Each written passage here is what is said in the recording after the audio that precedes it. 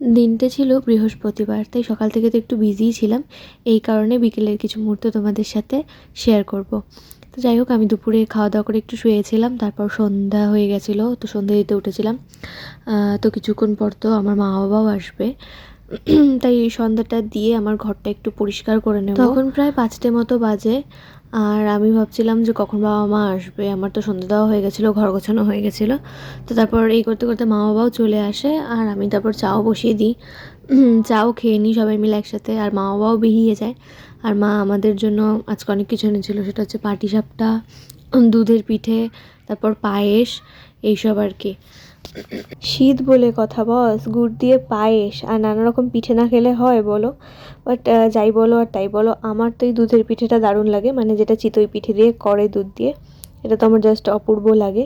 তো মারাও বেরিয়ে যাওয়ার পর আমি বসেই ছিলাম, আর এই পিঠেগুলোকে সব ঠিকঠাক করে রাখলাম এক জায়গায়। আর তারপরে আমার খুব চায়ের নেশা ওঠে, তাই চা বানিয়ে নিই, কারণ আমি অলওয়েজ চা প্রেমী, যখন দেবে তখনই খাবো। তো সাথে নিয়েছিলাম এই চাল ভাজাটা, যেটা আমার দারুণ লাগে, জাস্ট দারুণ। তো এই দিয়েই চাটা খাচ্ছিলাম। আর সেদিন এনেছিলাম মাফিন, ওগুলো প্যাকেটেই ধরা ছিল, চিপস ছিল, তো এগুলো সব কন্টেনারে আমি রাখলাম একে একে। গরম দিন হলে তো এত জামা কাপড় বাইরে দেখাই যায় না, বাট এখন শীত জন্য বাইরের শীতের জামা কাপড়, ঘরে পরার শীতের জামা কাপড় সবটা দিয়ে একদম পুরো ঢিপি হয়ে থাকে জামা কাপড়ের।